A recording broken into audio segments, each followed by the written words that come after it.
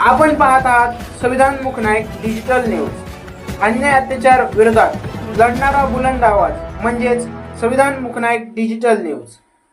मी मुख्य संपादक अभिषेक राजेंद्र पल्ला, सिंदखेड राजाचे रिपोर्टर बजरंग काळे। देवगाव राजा तहसील कार्यालयात अधिकारी नेहमी गैरहजर, नागरिक त्रस्त।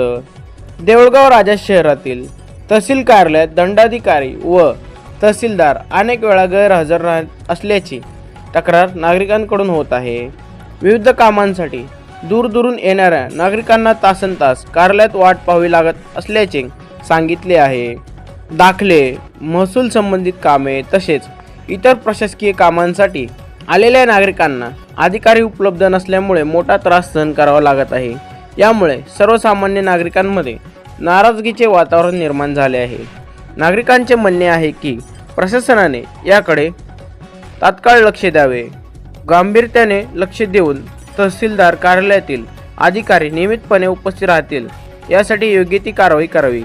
तसेच जनतेची कामे वेळेत पूर्ण करण्यासाठी व्यवस्था सुधारावी अशी मागणी नागरिकांकडून होत आहे।